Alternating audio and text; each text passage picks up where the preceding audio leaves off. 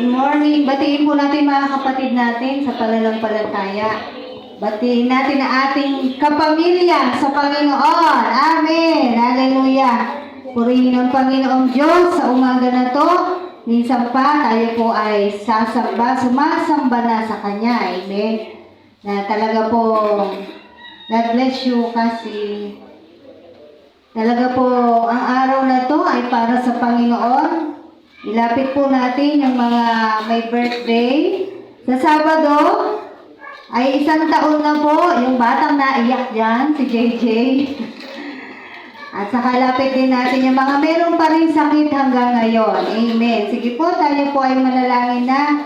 Maraming salamat o Diyos sa oras na to. Nagpupuri kami Panginoon sa iyong kadakilaan.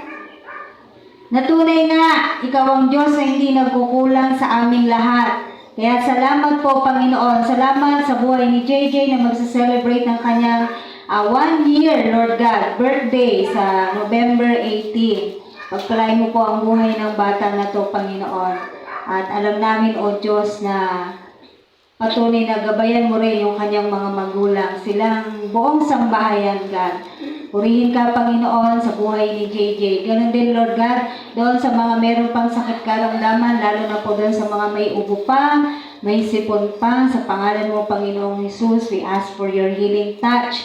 Sa lahat, O Diyos, na meron pang mga ganitong nararamdaman, Panginoon, na nagpapahirap sa kanila, Lord God, amin pong pinalalayan sa kanilang katawan ang sipon at ubo na to. In Jesus' name, Lord God. At tunay nga, Panginoon, balwalhati ka na aming mga buhay sa umaga na to.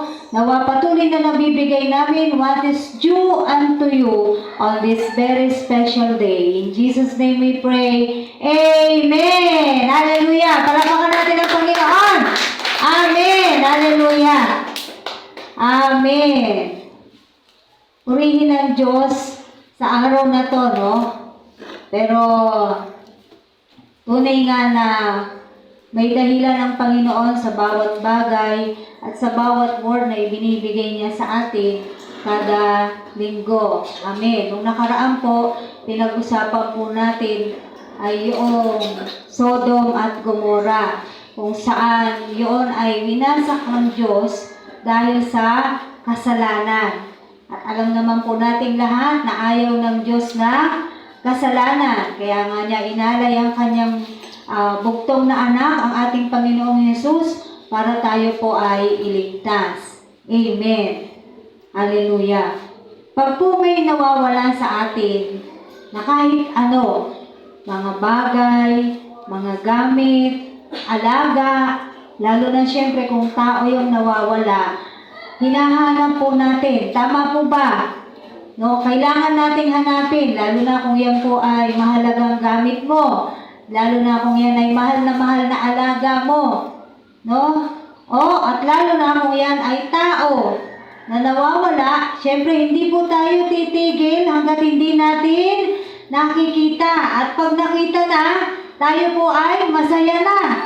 Syempre, di ba, halimbawa, natagpuan mo na yung iyong hinahanap, masaya ka na. Minsan hinahanap mo, piso lang naman pala. Pero saya-saya mo na. Bakit? Kasi yun yung kukumpleto sa pamasahe mo. Di ba? Yung mga ganong bagay, mahalaga pong bagay ang mga yan.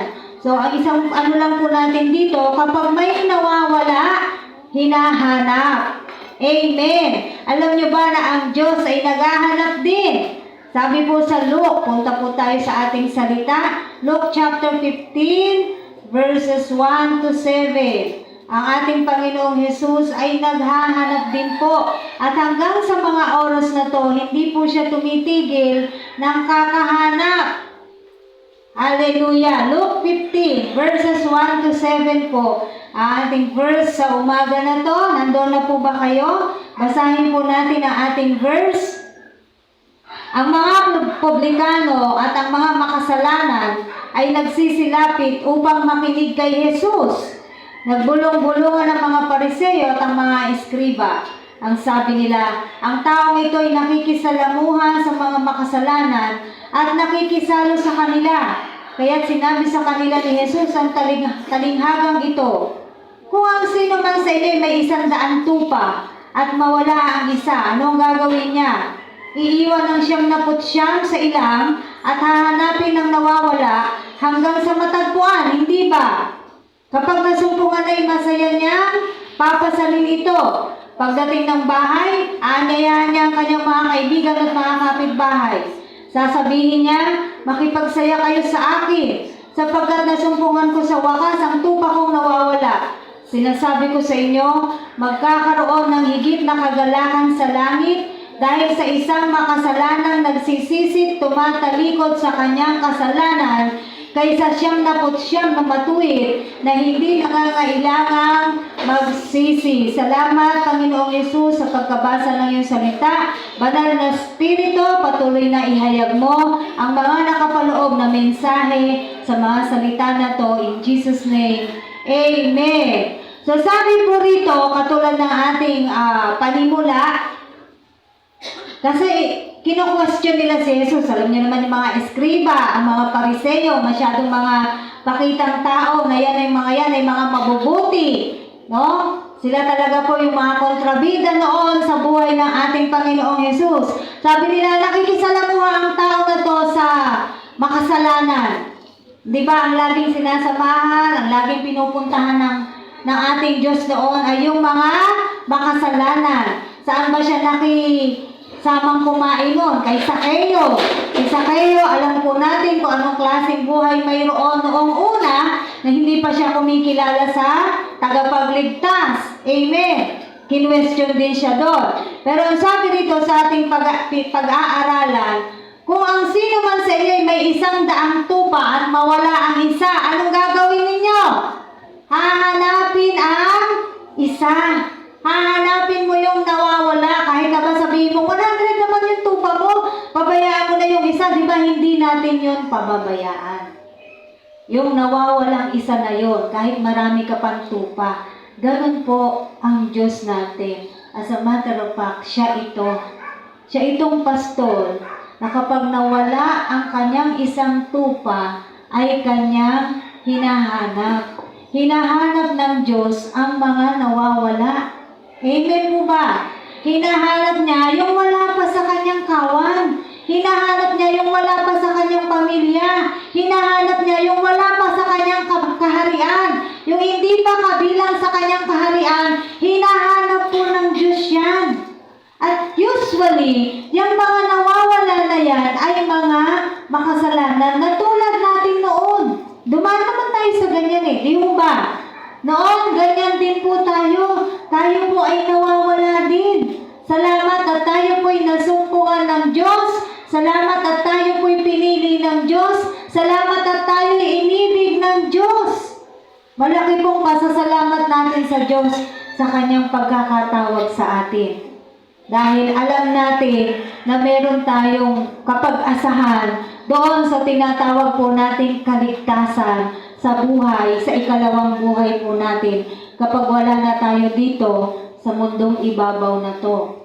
At kapag nawasak na nga ang mundong ibabaw na to, alam natin ang magiging kapag-asahan po natin, alam natin ang kahihinatnan po natin. As long as hindi po tayo umaalis sa kalooban ng Diyos, tayo po ay may assurance na tayo po ay makakasama ng Diyos pagdating ng araw. Amen po ba? So itong mga nawawala na to, katulad natin sila dati. Sila ay mga makasalanan. Sabi sa Romans 3:23 to 26. Medyo marami po tayong verse ngayon, no? Minsan konti ang verse natin, minsan marami naman. Sabi po sa Romans 3:23 to 26.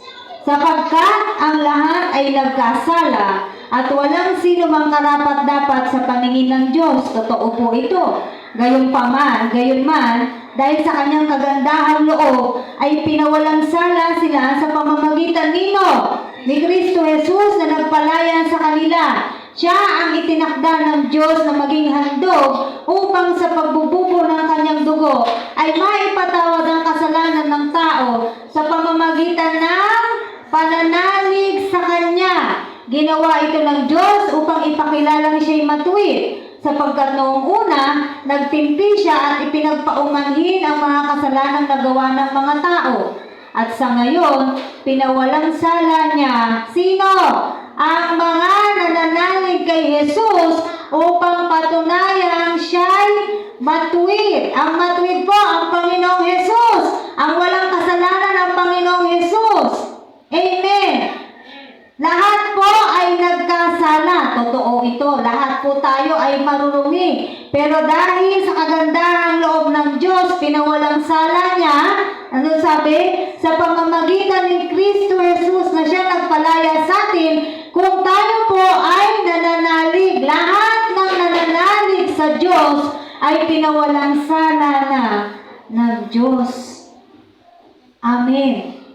Kaya huwag mo sasabihin matuwid ka, matuwid ka. Hindi. As a matter of fact, hindi tayo matuwid. Naging matuwid tayo dahil sa Diyos. Amen po. Dahil sa Panginoong Diyos, doon tayo naging matuwid. Pero sa ganang atin, kahit kailan hindi tayo naging matuwid. Sa isang araw, sino hindi nagkakamali? Sa isang araw, sino hindi narurumihan? Sa isang araw, sino hindi nagkakasala? Hindi ba wala? Hindi natin. Ito ang nakita ko at nadiskubre ko. Hindi kaya nating mga tao na hindi magkasala kahit sa isang araw lang. Napansin ninyo? Sino ba sa inyo hindi nagkakasala kahit sa isang araw lang? Yung lilipas yung araw na yun, hindi talaga kayo nagkakasala. Hindi ba meron at merong napapasingit? Meron at meron kayong nagagawa? Tayong lahat? Kaya wala talagang matuwid. Kaya totoo to hanggang ngayon, yung Romans 3:23, sapagkat ang lahat ay nagkasala at walang karapat-dapat sa paningin ng Diyos. Pero salamat sa kanyang anak, ang Panginoong Jesus, na pinalaya tayo, kung tayo ay mananalig, ang mga tao ay mananalig kay Kristo, amen, doon tayo napapawalang sala, yung mga nananalig sa Kanya. Kaya napakahalaga ng pananalig sa Diyos. Amen. Bakit? Sabi sa Romans 6:23, buksan nyo na lang. For the wages of sin is death. Ang kabayaran ng kasalanan ay kamatayan. Hindi naman ako namamataya. Halimbawa, nagkasala ka kanina bago ka pumunta rito. Hindi naman ako namataya. Tama, hindi namamatay ang physical na katawan natin. Pero anong namamatay sa atin? Every time na tayo nagkakasala, ang ating espiritu. Kaya humihina yan eh. Bakit? Sa kasalanan na nagagawa natin. Namamatay, nababawasan ng buhay ng ating espiritu every time na tayo po ay nagkakaroon ng kasalanan. At kung hindi titigil ang mga tao sa pagkakasala, talagang kamatayan doon sa pangalawang buhay ang kakamtan. Walang hanggang kamatayan. Ito yung talagang haharapin na ng isang tao o ng mga tao na hindi magsisisi, hindi tatalikod, hindi mananalig sa ating Diyos. Amen po. Kaya po, napakahalaga nung pagtanggap, yung ginagawa natin, ang pananalangin pagtanggap, no? Pananalig sa Diyos, bukod doon, yung pagsunod sa Diyos. Tandaan natin, uulitin ko, hindi po natatapos sa pananalangin sa pagtanggap ang ating kaligtasan, bagos yan po ay panimula lamang. Kapag ikaw ay tumanggap sa Panginoong Yesus, manalig ka sa Panginoong Yesus, at sumunod ka sa Diyos. Kailangan sumunod sa Diyos. Hindi siya natatapos doon sa dalawa o doon sa isa lamang. Kailangan may pagsunod. Sabi po sa Luke 19 verse 10, ito ang gusto talaga ng Diyos, ito ang kanyang ginagawa. Kaya sabi ko sa inyo hanggang ngayon, sapagkat naparito ang anak ng tao upang hanapin at iligtas ang naligaw, to seek and save the lost. Hinahanap niya talaga. Yung mga nawawala, hinahanap niya yung mga naliligaw. Di ba yung tupa kasama na yun sa kawan? Tama? Pero maalis pa. Kasi kung di umalis yun, hindi naman nahanapin yun eh. Dahil siya umalis, siya'y naligaw. Minsan, kasama na sa loob ng Diyos, umaalis pa. Kaya nangyayari, naliligaw. Hinahanap tuloy uli ngayon. Bakit? Naliligaw eh. Kailangan hanapin. Bakit? Nawawala eh.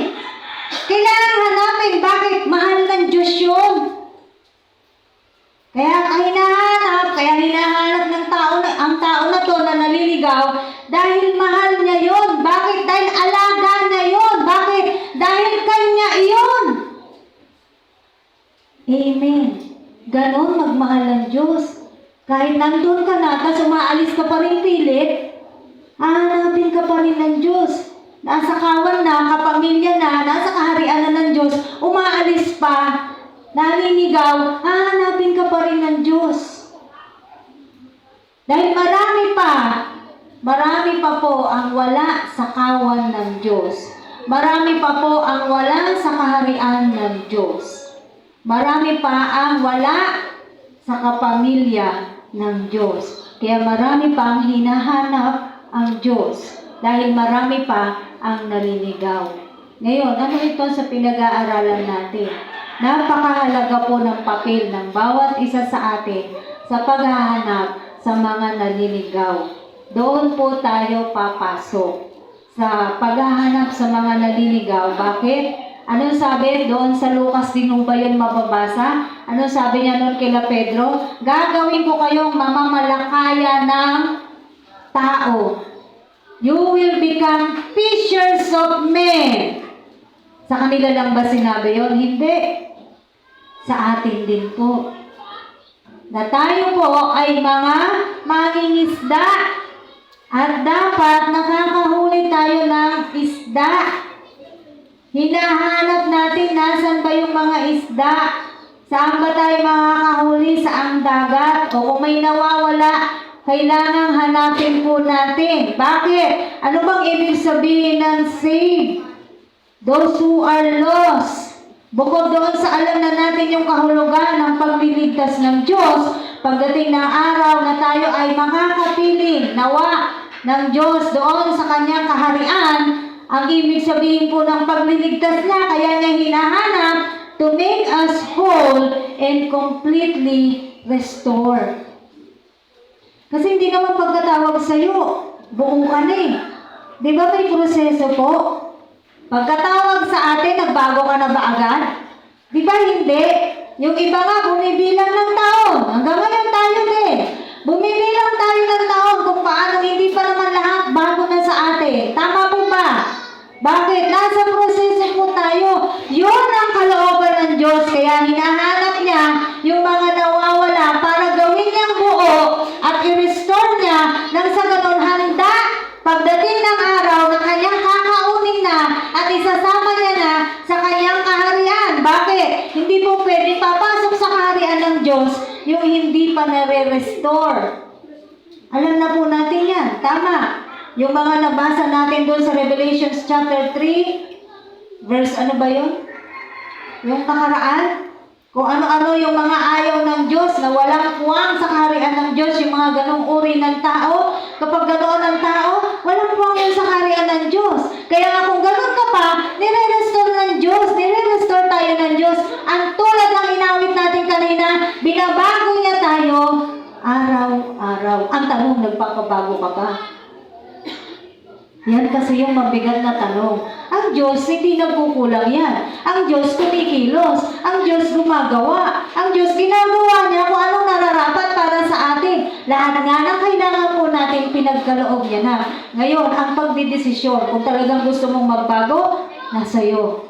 Binabago tayo ng Diyos. Araw-araw yan. Araw-araw. Araw-araw. Araw-araw. Binibigyan tayo ng Diyos ng pagkakataon. Binibigyan tayo ng Diyos ng pagmamahal. Binibigyan niya tayo ng mga chances para tayo ay mabago. Ngayon ang tanong, gusto mo bang mabago, kapatid? Halimbawa, gusto ng Diyos, alisin mo na itong bagay na to. Inaalis mo ba? Gusto mo bang tanggalin? Kasi kung hindi, hindi ka talaga ma-restore. Hindi ka talaga mababago. Kaya meron po tayong mga tinatawag na carnal Christian. Bakit? They don't want to decide. Kung ano lang yung gusto nilang sundin, yun lang yung susundin nila. Pag nakanti mo na yung bagay sa sistema ng buhay nila, na ayaw nilang mawala, hindi na nila yung babaguhin. Bakit? Ayaw eh. Ayaw desisyonan. Kaya tapos sasabihin, hindi pala makapangyarihan ng Diyos. Bakit? Hindi niya nabago yung tao na to. Tandaan po natin, hindi nagmamagic ang Diyos. Amen! Kumikilos ang Diyos sa pamamagitan ng banal na spirito na nasa atin. Ngayon, kung kinakadena mo naman yung banal na spirito sa buhay mo, sa tingin mo ba makakakilos yan? Minsan po, iniisip natin, yes, the Holy Spirit lives in us. We are the temple of the Holy Spirit. But sometimes, ang nakakalungkot na katotohanan, tinatali natin yung banal na spirito. Inuudyukan ka ng banal na spirito. Hindi. At diba, tinali mo, bakit? Ayaw mo siya sundin eh. Hindi, ako muna masusunod. Sabi ng banal na spirito sa'yo, o manalangin ka na. Hindi, may ginagawa pa ako. Amen?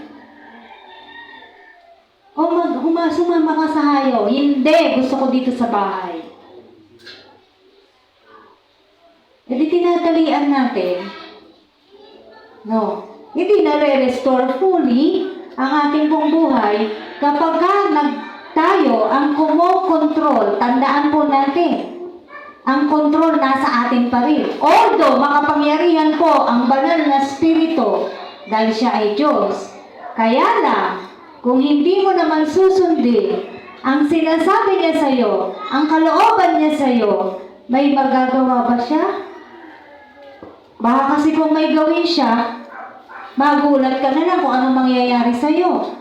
Kung talagang gagawin ng banal na spirito, yung dapat niyang gawin kapag matigas ang ulo ng isang tao. Remember, noong mga unang panahon, kapag nagkakasala sila, ano nangyayari? Bubuka ang lupa, kakainin na lang sila. Di ba lumulubog na lang sila? Amen? Yung haring mayabang, sino ba yun? Sa bagong tipan na po yun, yung haring mayabang. Inari niya yung pagiging Diyos, sabi sa Biblia. Right there and then, namatay yung hari na yon. Kita niyo, kapag gusto talaga, baka magsisi tayo. Kaya huwag po natin talian ang banal ng spirito sa buhay po natin. Huwag natin siyang kadenahin. Bayaan natin siyang kumilos. Bayaan po natin siyang gumalaw.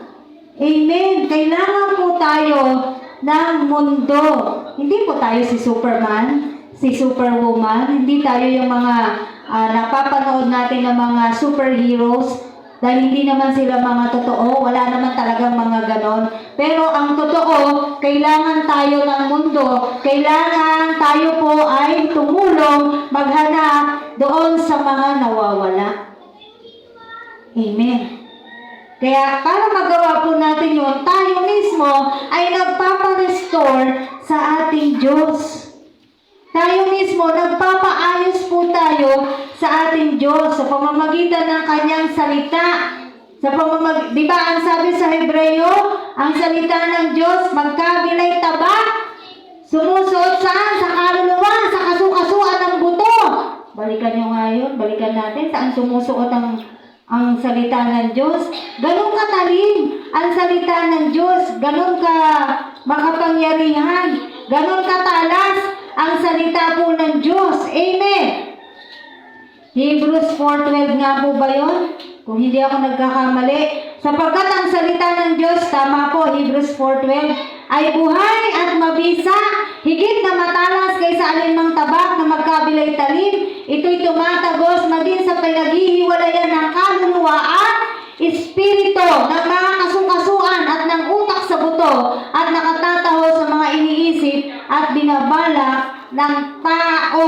Walang makapagtatago sa Diyos, ang lahat ay hayag at lantad sa kanyang paningin, at sa kanya tayo magsusulit.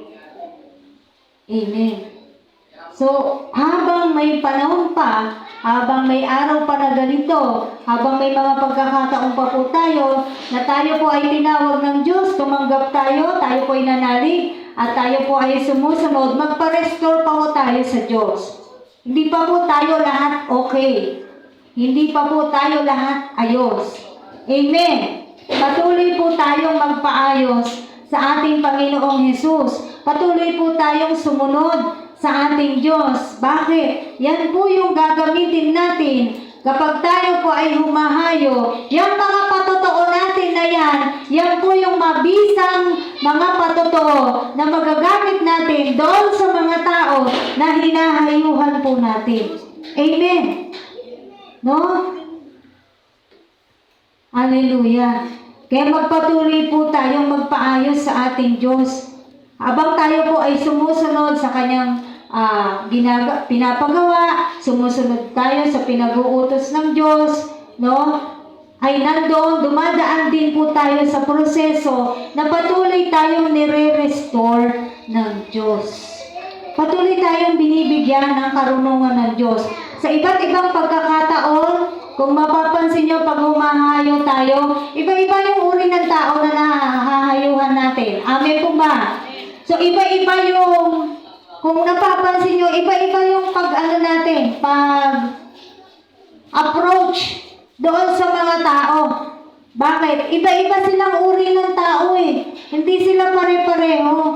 Meron kang kausap na nakikipag-usap din sa'yo. Tama po ba? Na sumasagot kapag kinakausap mo.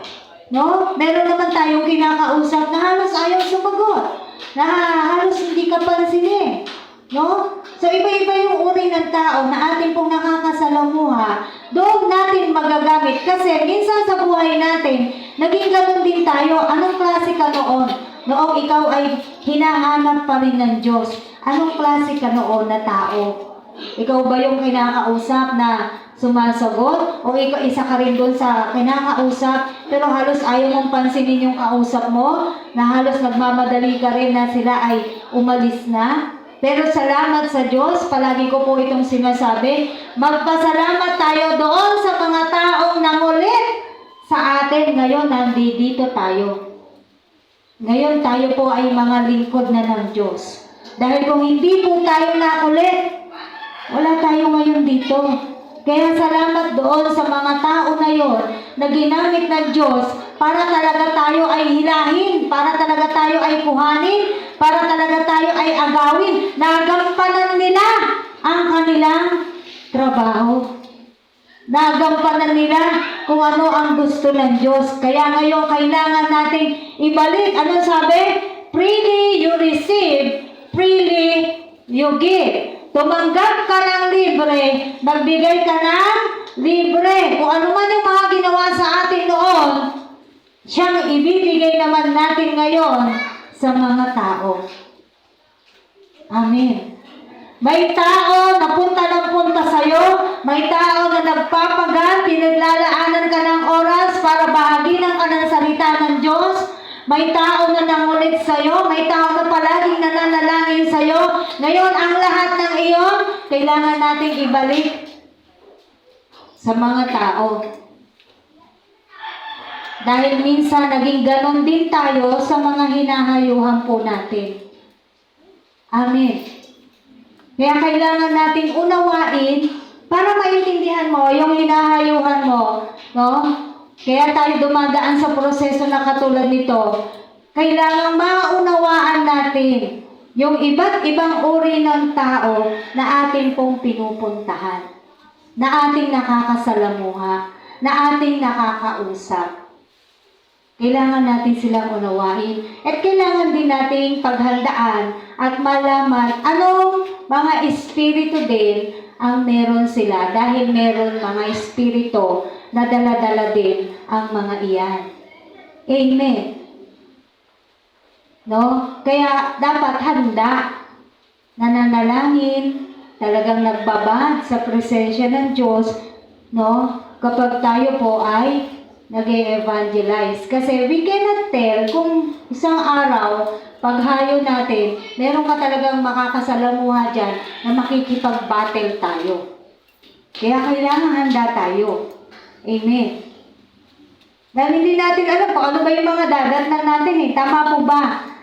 Pero ang mahalaga, gampanan natin yung sinasabi, hindi po tayo ang Diyos, no? Pero, ang sabi ni Kristo, gagawin ko kayong mamamalakaya ng tao, fishers of men. Kaya gampanan po natin yung pagkakasabi ng Diyos na yun sa atin na tayo po ay mga fishers of men. Yun naman kasi kung bakit tinawag ng Diyos ang mga iglesia. Yun talaga yon, yung greatest commission ng bawat iglesia. Kaya hindi pwedeng mawala ang evangelism sa mga Christian churches na katulad nito. Dahil yun talaga yung essence ng pagkakatawag ng Diyos sa mga iglesia na katulad po nito. Tandaan natin, pag tayo po ay hindi nag-evangelize, matutulog itong church na to. Matutulog na lang. Baka magpatuloy pa sa pagtulog. Amen. Meron po akong nabasa, sabi. Nabasa ko lang din sa post yun. Pero somehow it's true. No? Hindi kailangan ang target agad ay magparami.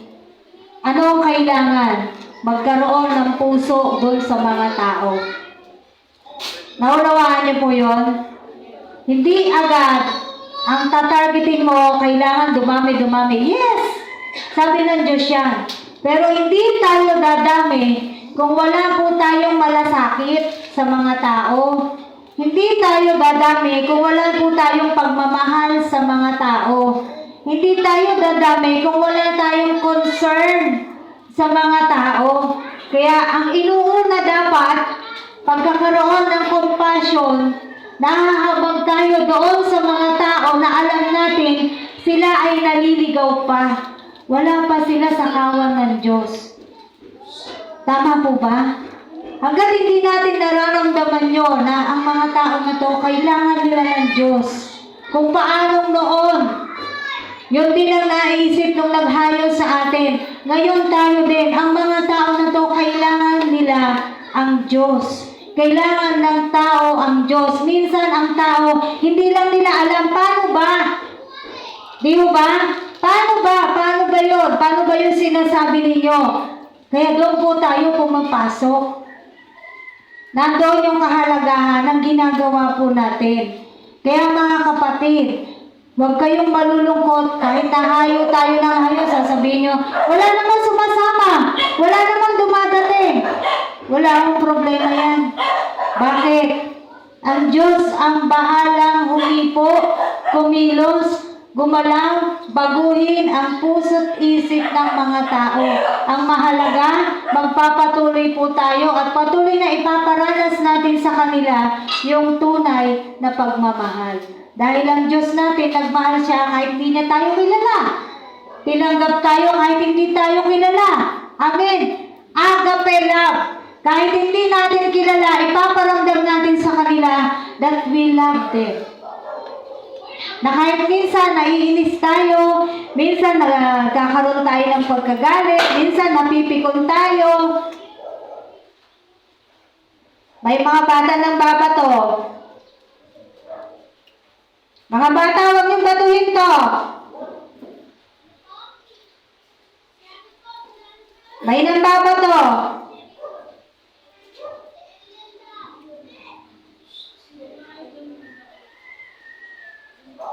Amen. So minsan nagkakaroon tayo ng mga, normal naman yun kasi tao tayo eh. Hindi naman tayo robot para hindi natin maramdaman yung mga yan. Pero, hindi doon matatapos. Tatanggalin mo siya agad sa dibdib mo.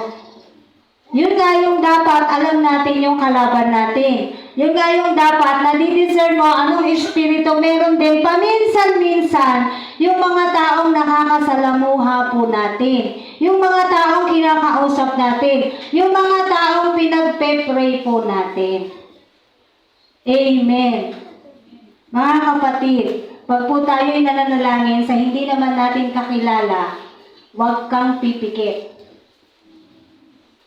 Tingnan mo yung pinagpe-pray mo. Baka hindi mo alam ano nang ginagawa sa'yo. Amen. Tingnan nyo sila mata sa mata. Hindi ko sinasabing meron silang masamang gagawin. Pero kailangan syempre magiging masabi nga, be wise as a dove. Tama ba yung sinasabi ko? Ay, hindi. Be innocent as a dove. But be wise as a serpent. Innocent ka sa pagkakamali, sa kasalanan, pero maging matalino ka katulad ng ahas. Hindi porke born again ay hindi po tayo uto-uto. Maging matalino pa rin po tayo sa pakikipag-usap, pakikisalamuha sa mga tao na ating pong hinahayuhan. Dahil sinasabi ko nga sa inyo, minsan may mga daladala yung mga yan, baka hindi mo alam, ikaw na pala yung dinadali. Bakit? Nakayuko ka, hindi ka nakatingin. Tingnan mo siya sa mata.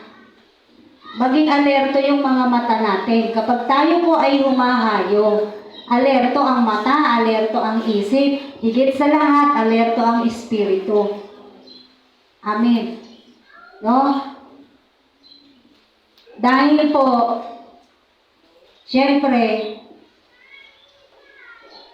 aakalain nila napakabait natin. Totoo naman yan, mababait tayo. Pero, may kalaban eh. Yun yung katotohanan. Tama! May kalaban, may kaaway. Yan ang katotohanan ng buhay po natin. Once a minister, hindi na po tayo napapatigil sa pakikipag-battle. Once a servant of God, hindi na po natatapos ang pakikipag-battle po natin. Saan tayo pumunta? Ano man po yung ginagawa natin? We always have a battle. We always have a fight. Spiritually. Palagi po tayo nakikipaglaban. No? Kaya kung ikaw, lalambot-lambot ka, tinali mo kasi yung Holy Spirit sa buhay mo, ay paano ka lalaban? Baka ikaw pa yung patumbahin ng kaaway. Sabi ni Charles Spurgeon doon sa sinulat niya, which is nakita ko totoo, sabi niya, ang mga demonyo, hindi katulad nating mga mananampalataya. Bakit?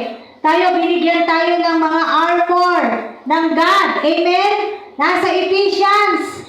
Binigyan tayo ng shield. Binigyan tayo ng baluti ng Diyos na kailangan natin isuot. Dahil nga lagi tayo nasa battle. Ang demonyo, wala siyang armor. Wala siyang shield. Anong ginagawa niyan? Tira lang yan ng tira. Pero pag ikaw ang tumira sa kanya, bagsak agad yan. Bakit? Wala siyang shield na katulad natin. Tayo di ba may shield? Ano yung shield natin? Shield of? Di nyo alam. Di ba? Hindi natin alam yung armor natin. Yung baluti na binigay ng Diyos sa atin, dapat alam po natin. No? Sige, balikan natin yung Efeso. Efeso 6. Doon po natin matatagpuan yung ating baluti. Verse 14. Kaya't maging handa kayo, gawin ninyong bigkis ang katotohanan, itakip sa dibdib ang baluti ng pagkamatwid, at isuot ang panyapak ng pagiging handa sa pangangaral ng mabuting balita ng pakikipagkasundo sa Diyos. Taglayin niyong lagi ang kalasag ng pananalig, shield of faith. Amen. Taglayin niyong lagi ang pananalig kay Kristo bilang pananggat pamatay sa lahat ng nagliliyab na palaso ng masama. Kapag tayo may shield, hindi tatablan. Tingnan mo yung palaso ng demonyo. May apoy. Amen? Hindi sila basta tumitira ng ano lang, pang ano lang. Titiyakin niya, natutumba ka. At tutumba ako. Tinitiyak ng mga kaaway, pag sila tumira, kailangan tayo tumumba. Bakit? Yun nga yung goal nila eh. Ngayon, kung wala kang shield, wala tayong shield, hindi natin suot ang buong baluti ng Diyos, hindi natin alam yung armor of God, hindi natin ginagamit kasi hindi natin alam. Matutalo tayo. Sabi sa Proverbs, my people perish because of lack of faith or lack of knowledge. Yung iba ganon. Lack of wisdom. Mapapahamak talaga yung tao pag kulang sa karunungan. Pag hindi natin to alam, talagang napapahamak mapahamak po tayo o maaari po tayong mapahamak sa ating pong mga ginagawa. Dahil hindi po tayo basta sulong lang ng sulong. Sige punta doon, sige punta. Hindi po yun, ganun. Amen. Sige punta, hindi po siya ganun. No? Kaya kailangan, alam natin gamitin. Baka nalilimutan natin, we have this full. Kompleto po ito mula ulo hanggang talampakan. Tapos meron pang may sword pa to. Diba? Pag in-illustrate na to, in-illustrate, ay takip lahat yan. Hanggang paa. Tapos meron pa tayong espada. Yun yung ipang lalaban natin sa kaaway. Ano yung espada natin? Yung salita ng Diyos. Pag wala kang salita ng Diyos, anong panlaban mo? Anong pagtitira mo? Anong espada mo? Wala kang espada. Baka ganito ng kaliit. Kasi kukunti lang yung alam mo, salita ng Diyos. Gaganito yung espada mo, tatawanan tayo ng kaaway.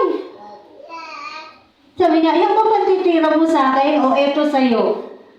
Diba? Hindi natin alam. Bakit? Hindi nga natin nakikita yung spiritual realm pero meron. At totoo po ang spirit world. Amen.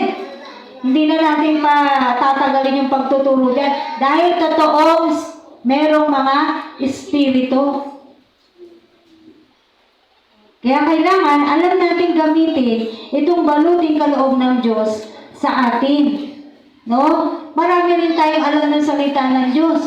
Para pag bumitaw ka sa iyong paghayo sa mga tao, hindi mo man buksan ang Biblia mo, meron ka. May baong ka. May bala ka. Amen. Ganun po kahalaga. No? Yung ginagawa po natin ng paghahanap ng mga naliligaw. Mga ligaw, tandaan natin mga kapatid, yung mga naliligaw na yan, yung iba dyan, napasama na sa mga wild, kunwari kung yan ay animals, napapunta yan sa kagubatan. Ang mga kasama niya, mga wild animals. So, ang usual magiging character niya, mapapagaya na siya dun sa mga wild. Gagayahin niya kung anong ginagawa ng mga wild animals, paano siya mabuhay. Naunawaan natin? No? Ganon din po sa tao. Kung sino yung mga nakakasama niyan, no? Ano yung mga ginagawa nila? Dahil sila yung mga ligaw nga Pero hindi nila aaminin na naliligaw sila. Hindi, masakit sa yung aaminin nila na sila yung naliligaw. Hindi nila yan aaminin. No? Tayo lang yung nakakaalam nun at ang Panginoon Diyos. Pero ang mga naliligaw, meron dyan mga talagang matitindi ang karakter. No? Kaya nga sabi natin dito, iba-iba ng tao, iba-ibang uri ng tao yung kinakaharap po natin. Pero alam nyo, ang maging motivasyon natin, yung sinabi sa verse natin, sa Luke 15 verse 7, isa lang ang tumalikod at magsisi, nagdiriwang, nagsasaya, no? Ang kalangitan, ano sabi? Sabi dito, sinasabi ko sa inyo, magkakaroon ng higit na kagalakan sa langit dahil sa isang makasalanang nagsisisip, tumatalikod sa kanyang kasalanan. Isa lang, nagdiriwang ang kalangitan. Magamit tayo ng Panginoon dito sa mga tao na to. Makakuha tayo ng isa, nagdiriwang ang kalangitan. Napapasaya natin ng Diyos. Amen po ba? Nabibigyan po natin ng luwalhati ang ating Panginoong Yesus. Dahil ito talaga yung makakapagpasaya sa Kanya. Dahil sabi sa Luke 19:10, pumarito siya para hanapin at iligtas ang mga naliligaw. Sinong gagawa nun? Yung mga inutusan niya, mga mangingisda, yung mga fishers of men. At tayo po yun sa panahon natin ngayon. Dahil wala na sila Pedro. Hahanapin mo pa ba si Pedro? Wala na. Tayo na yung nandito ngayon. Amen? Tingnan nyo, ano ba tawag doon? Di naman logo, no? Pero yung sayings ng taga-Victory. Simple lang yung ano nila eh. Ano ba ang sayings ng Victory? Hindi nakakaalam. Yung may word na disciple. Nalimutan ko. Meron sila noon. Tapos, dalawa lang yung ano na yon, mahalagang ano sa kanila. Yung pangalawa, make a disciple. Kaya talaga sila, puspusan din sila. Kaya nga sinasabi ko sa inyo, sila, ang technique nila, doon sila sa punto, aalagaan talaga nila, minimentor nila, nilalabas nila at the extent of their own pocket. Malulugi ka ba kung gumastos ka man sa tao na to? Magkukulang ka ba kung sakali bigyan mo lang ng kaunti?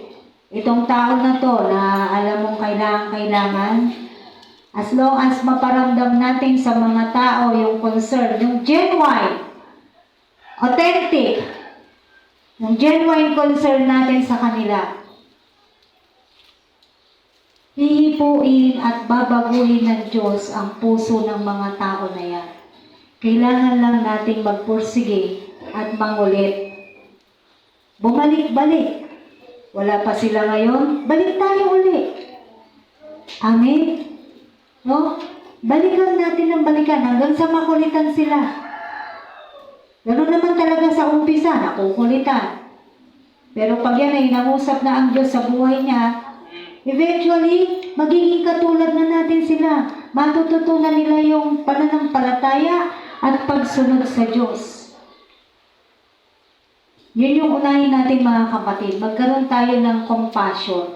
Maramdaman natin sa mga taong hinahayuan natin that we really care for them. No? Na talagang totoo yung pinapakita natin na kapag nagkakasakit sila, magmamalasakit tayo, kung gusto natin, bumalik talaga sila. Yung maramdaman po ng mga tao yan. Hanggang sa sila mismo, ma-discover nila yung treasure. Bakit? Tayo na-discover na natin yung treasure eh. Amen po ba? Matthew 13, 44 to 46. Na-discover na po natin yung treasure natin. Mateo 13. Matthew chapter 13, verses 44 to 46. Tingnan niyo po. Ang pag-aari ng Diyos ay katulad ng kayamanang nakabaon sa isang bukid. Nahukay ito ng isang tao at tinabunan uli. Sa laki ng tuwa, siya'y humayo at pinagbili ang lahat ng ari-arian niya at binili niya yung bukid na iyon. Bakit? Alam niya yung halaga. Nung natagpuan niyang treasure na yon, kaya pinagbili niya yung kanyang mga ari-arian at binili niya yung bukid na yon. Bakit?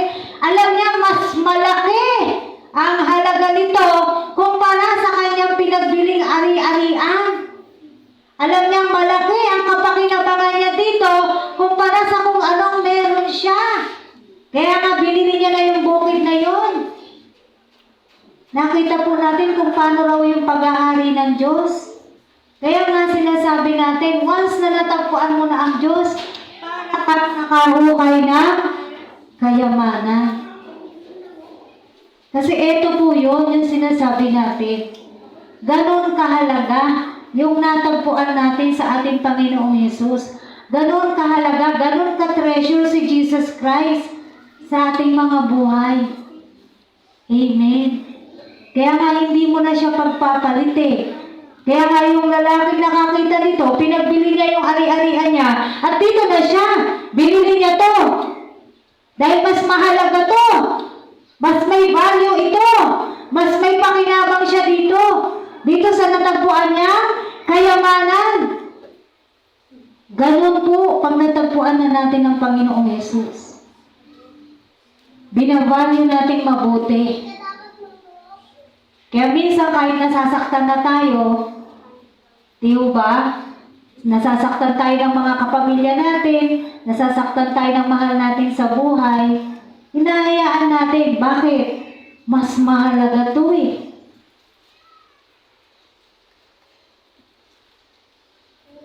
Kahit na pinapagalitan tayo ng mga mahal natin sa buhay, minsan ng mga asawa natin, pero okay lang. Bakit? Mas mahalaga to. Mas nakakatakot kasing magalit to kaysa sa galit ng mga asawa natin. Tama po ba? Mas mahirap pag si Lord yung nagalit sa atin kaysa dito sa ating asawa. Yung galit ng mga asawa natin, mga ilang mawawala din yan. Pag-pray lang natin, mawawala din. Pero yung galit ng Diyos, hindi basta-basta. Hindi siya agad nagagalit, pero nagagalit siya. He is slow to anger, sabi sa Nahum. Mabagal lang siya magalit, hindi siya basta-basta nagagalit. Pero syempre, hindi mo pupunuin. Kailangan ba punuin mo para gusto mo makita magalit ang Diyos, pupunuin mo siya? Syempre hindi. Mga kapatid, natagpuan na po natin yung treasure, yung kayamanan. Nasa atin na. Nasa atin na yung paghahari ng Diyos. Kasama na tayo sa kawan niya. Amen? Huwag natin baliwalain. Bigyan natin ng halaga. Yung meron sa atin ngayon. Pinakamahalaga na ako yung meron sa atin ngayon. Pinakamaganda na ako anong meron tayo ngayon. Lahat na ng pinaka na pwede po natin maisip, nasa atin na. Pakakawalan mo pa ba? Aalisin mo pa ba sa kamay mo? Nasa iyo na yan. Amen? Nasa atin na yan. Huwag po natin hahayaan. Kaya mga kapatid, sabi nga, pag nakatagpo ka na, natagpuan mo na yung kaharian ng Diyos. Hawakan mo mabuti. At bigyan ng pagpapahalaga. Ngayon, marunong natin itong pahalagahan. Ganon din ang mangyayari din sa mga hinahayuhan natin. Once na matagpuan na nila yung treasure nila, once na kumilala sila sa Panginoong Yesus, ganon din mangyayari sa kanila. Magkakaroon na sila ng pagbibigay halaga sa ating Diyos. At magkukusa na silang manampalataya at sumunod sa ating Diyos. Tandaan natin, may limitasyon lang po ang kakayahan po natin. Ang Diyos ang bahala, sabi sa Korinto. Ano sabi doon? Si Apollos nagtanim, si Pablo ang nagdilig, gano'n, di ba? Pero sinong nagpapatubo? Sinong nagpapabunga? Ang Diyos. Wala sa mga kamay natin yun. Pero kailangan natin magtanim. Kailangan natin magdilig. Nakuha mo ba natin to?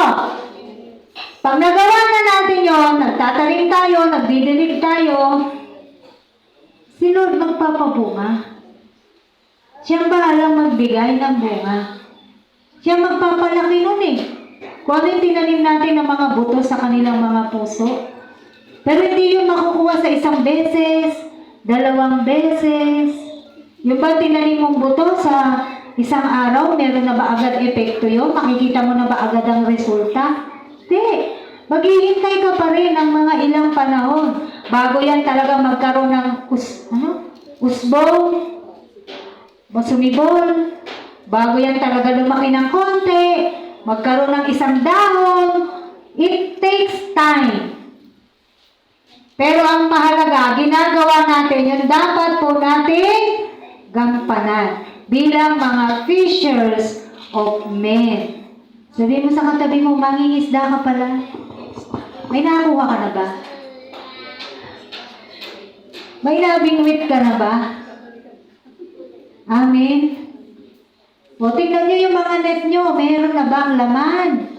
May nabingwit na ba? Sabihin natin, Lord, wala pa! Anong sabi ng Diyos? Just lay down your net. Ano yun? Manampalataya ka, tas gawin mo lang yung gagawin mo. Anong nangyari nung ginawa nila yun? Nung sinunod yun nila Pedro? Hindi ba halos hindi na nila mabuhat yung Hindi na nila mahila yung net? Sa sobrang dami, iba't ibang uri ng isda ang nakuha nila. Amen? Hindi ba yung magagawa ng Diyos sa panahon natin ngayon?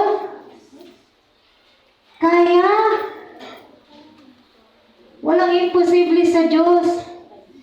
Kailangan lang talaga tayo. Magpatuloy po tayo sa pagtatanim. Magpatuloy tayo sa pagdidilig. Huwag tayong mapapagod. Yung mapapagod, yes, normal yan. Mapapagod ka kasi physical na katawan mo yung kumikilos. Pero huwag tayong magsawa. At huwag natin silang pagsawaang idulog sa Diyos.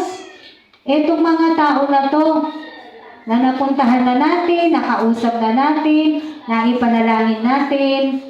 Meron pa lang tayo, konti pa lang yung naitanim natin sa kanila. Kaya kailangan nating balikan. Para tiyakin natin na yung tanim natin ay mapupunta sa ilalim ng lupa. Mababaon ba? Di po ba? So, sa conclusion po natin, sabi sa Psalms 14 verse 2, binasa po natin ito nung nakaraang linggo. Awit 14:2.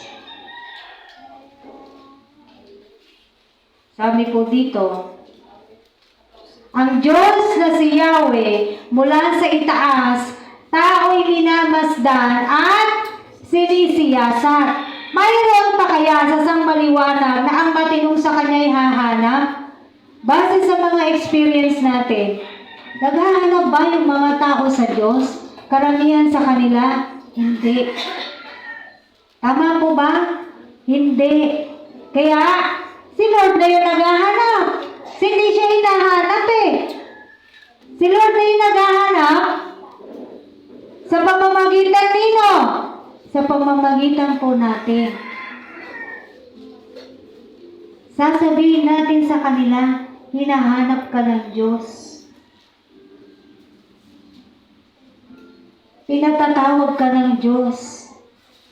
Mahal ka ng Diyos, kaya kanya hinahanap. Kasi naliligaw ka.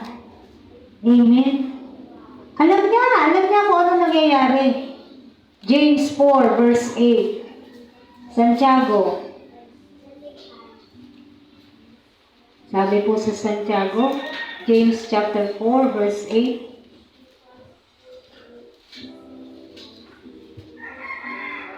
Sabi po rito, lumapit kayo sa Diyos at lalapit siya sa inyo. Nakita niyo yung pangungusap na yon? Lumapit ka para lalapit ang Diyos. Kasi naman, siyempre naman, siya yung hari. Gusto ba natin na talagang siya pa yung lalapit? Siya nga yung hari. Lumapit kayo sa Diyos at lalapit siya sa inyo. Linisin ninyo ang inyong mga kamay, kayong mga makasalanan. Linisin niyo ang inyong mga puso, kayong pabago-bago ang isip. Amen. Patuloy po tayo manghingi ng paglilinis. Dahil nga po tayo narurumihan, linisin natin ang mga puso po natin at patuloy po tayong lumapit sa ating Diyos. Para sa ganon, lalapit siya sa atin. Sino unang lalapit? Tayo. Tayo po ang unang lalapit sa Diyos. At yun din yung ituturo natin sa kanila. Yung mga tao, turuan po natin sila na lumapit sa Diyos. No? Kailangan nilang matutunan paano ba lumapit sa Diyos. Para lapitan sila ng Diyos, kailangan sila yung unang lumapit sa Diyos. Amen. Ituturo po natin sa kanila paano lumapit sa Diyos. At para sa ating mga taga-SCM, 2 Timothy chapter 4, verses 1 to 3. Para sa atin po, sabi ng Panginoong Hesus, inuutusan kita sa ngalan ng Diyos at ni Kristo Jesus na hahatol sa mga buhay at mga patay. Alang-alang sa kanyang pagparito at paghahari, ipangaral mo ang salita ng Diyos. Napapanahon man o hindi, tignan po ninyo, hikayatin mo, pagsabihan, at patatagin ang loob ng mga tao sa pamamagitan ng papano?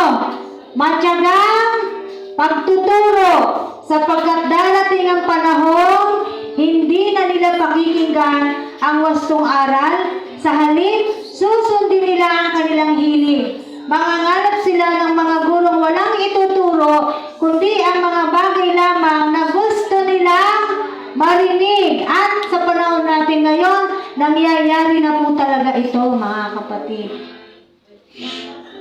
Kung ano karamihan sa mga tao ngayon, kung ano na lang yung gusto nilang pakinggan, what is pleasing to their ear, papakinggan kanila. Pero pagka yan, hindi na maganda sa kanilang pandinig. Ayaw na nila yung katuruan, na puro kasalanan, puro impyerno ang tinuturo ng mga ngaral. Ayaw na nila yon. Ang taong makasalanan ay pupunta sa impyerno, hindi na gustong marinig ng mga tao ngayon yan. Pero kailangan pa rin nilang malaman. Dahil yun ang totoo. Amen. And for us, anong sabi sa atin? Magpatuloy tayo, inuutusan tayo sa ngalan ng Diyos at ni Kristo Jesus. No? Nahahatol po sa atin, ipangaral ang salita ng Diyos, napapanahon man o hindi. Hikayatin po natin sila, pagsabihan at patatagin ang loob ng mga tao.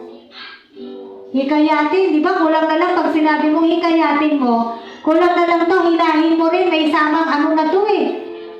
Ganon po talaga yung gusto ng sinasabi sa atin ng Biblia.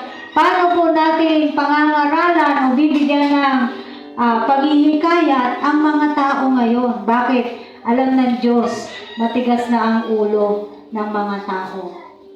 Kaya sabi niya, bibigyan niya rin sa pamamagitan ng matyagang pagtuturo. Bakit? Alam ng Diyos, hindi yan makukuha sa isang turuan. Kaya tsatsagain. Nakita po ninyo, ang galing ng Diyos, di ba? Alam niya na lahat. Kaya pinili niya na rin lahat. Sinabi niya na rin lahat. Ano lang ang gagawin natin? Sumunod.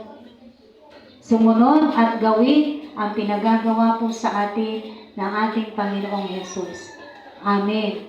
Let's continue to find those who are still lost. Magpatuloy po nating hanapin yung mga nawawala pa, wala pa sa ating kawan. Wala pa sa kawan ng Diyos. Wala pa sa kaharian ng Diyos. Amen po. Dalangin ko, meron po tayong natutunan sa umaga na to. Hallelujah. Tayo po'y manalangin. Salamat o Diyos sa araw na to. Lord, masarap pong humayo. Masarap na magbahagi ng salita mo. Ang tanging hiling namin sa iyo, lubusin mo yung concern namin sa mga tao. Lubusin mo yung compassion namin sa mga tao. Itong mga puso namin na to na minsan nakakaramdam ng hindi maganda sa mga tao, lubusin mo, Panginoon, yung pagmamahal namin sa kanila.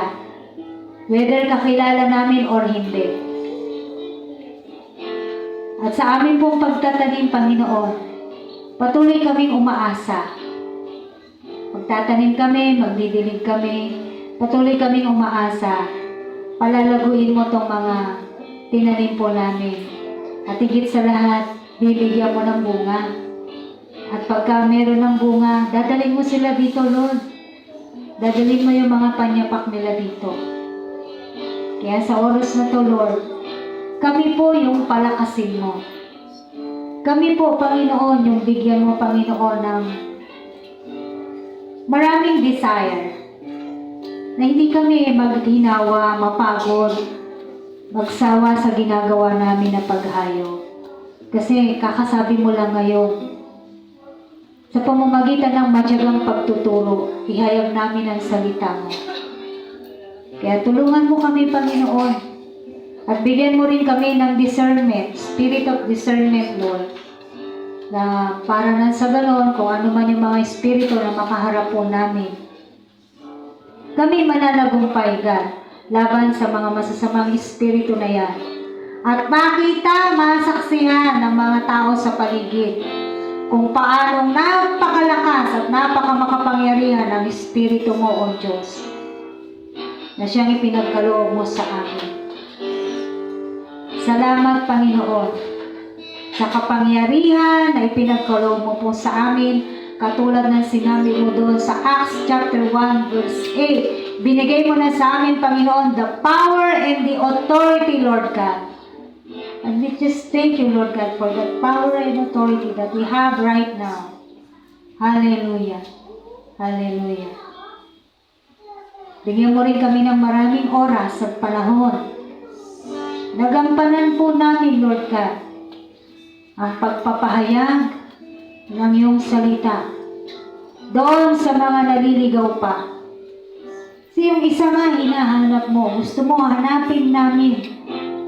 At kapag ang isa na yan ay tumalikod, nagsisi, ikaw mismo tuwang-tuwa, kayo dyan sa kalangitan nagdiriwang. Gusto namin yun, Lord. Gusto namin napapasaya ka namin. Gusto namin nabibigyan ka namin ng kalukuran. At doon na o-honor ka namin. Kaya nawa, O Diyos, huwag ding magkulang ang iglesia na to sa pagbabahagi ng iyong salita sa mga tao. And Lord, muli, palagi namin maisuot ang buong baluting kaloob mo po sa amin. Huwag po namin itong kalimutan, God, dahil talaga namang may kaaway. At ang mga kaaway namin, lagi silang handa na kami ay tirahin. Yung panira nila, Lord, may apoy. Pero kahit sa katerbang apoy pa yan, hindi tatanggap sa amin yan, Panginoong Hesus. Kung ano man yung mga pinambabala nila na yan sa amin, O God. We have this shield of faith, Lord, in our life. At hindi kami maaano. No weapon formed against us will prosper. In the mighty name of Jesus. Hallelujah. And we are victorious, Lord God, dahil ikaw ang Diyos namin, na nangako sa amin na palagi mo kaming isasama sa parada ng tagumpay. Kaya salamat po, O Diyos. Salamat sa katagumpayan, Panginoon. Ngayon pa lang, Lord God, we declare victory, Panginoon, upon this church. We declare victory, Panginoon, sa aming pag-evangelize, Lord, sa buhay ng mga tao na yan. Pinapasinungalingan namin ang mga pinapakita ng kaaway sa amin, Lord God. Sa iyong tamang panahon, dadalhin mo ang mga tao na yan sa lugar na to, kung saan sila magpupuri, sasamba at tatanggapin kanila bilang kanilang hari, Diyos at tagapagligtas, at sila'y mananalig sa iyo, Panginoon, at susunod sa iyo, magpapakumbaba sila sa iyo. Hallelujah.